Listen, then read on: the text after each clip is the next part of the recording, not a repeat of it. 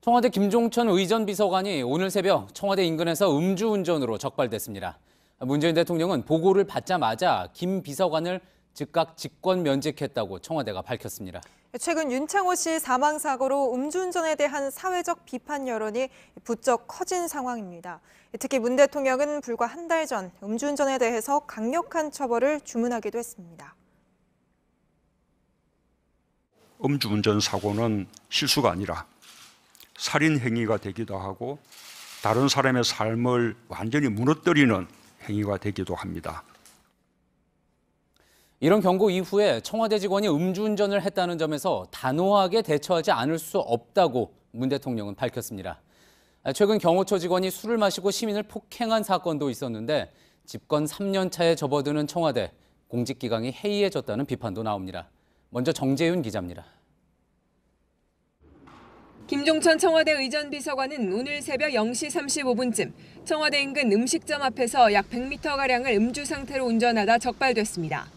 경찰은 김 비서관의 혈중 알코올 농도는 0.12%로 면허 취소 수준이라고 밝혔습니다.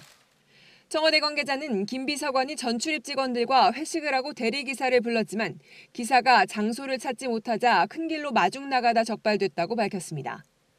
당시 차량에는 의전 비서관실 소속 직원 2명이 같이 타고 있었다고 공개했습니다. 청와대는 김 비서관이 관련 사실을 스스로 알리고 사직서를 내자 신속하게 직권면직 절차를 밟았습니다. 직권면직이란 공무원의 징계 사유가 발생했을 때 인사권자가 직권으로 공무원 신분을 박탈하는 것으로 공무원연금 등에서 불이익을 받게 됩니다. 김의겸 청와대 대변인은 직권면직 절차가 금년간 완료될 것이라고 말했습니다. 문 대통령은 대통령이 직접 음주운전에 단호하게 대처하겠다고 밝혔는데 이를 엄중하게 받아들이고 준수해야 할 청와대 직원이 어겼다는 점에서 단호하게 대처하지 않을 수 없다고 말했다고 김 대변인이 전했습니다. 또 차량에 동승한 청와대 직원 2명에 대해서도 경찰이 음주운전 방조 혐의를 조사해 나오는 결과에 따라 징계 여부를 결정하겠다고 밝혔습니다. JTBC 정재윤입니다. 곧바로 청와대 취재기자 연결해 보겠습니다. 정재윤 기자, 문 대통령이 오늘 바로 직권면직을 결정했습니다. 상당히 신속한 결정으로 보이는데 어떤 과정을 거쳐서 정해진 겁니까?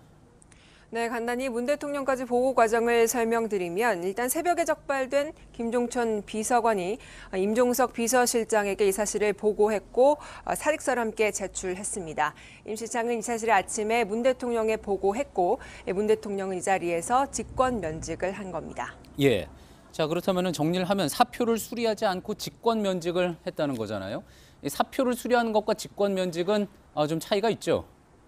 그렇습니다. 이 직권면직은 공무원의 징계 사유가 발생했을 때 직권으로 공무원 신분을 박탈하는 이 징계 성격이 큽니다. 직권면직은 징계 기록이 남게 되기 때문에 이후에 복직이라든지 공무원 연금 등에서 불이익을 받을 수 있습니다. 예, 이렇게 청와대가 징계 절차에 착수를 했다는 것, 그만큼 정치적인 부담이 컸다 이렇게 볼 수가 있겠네요.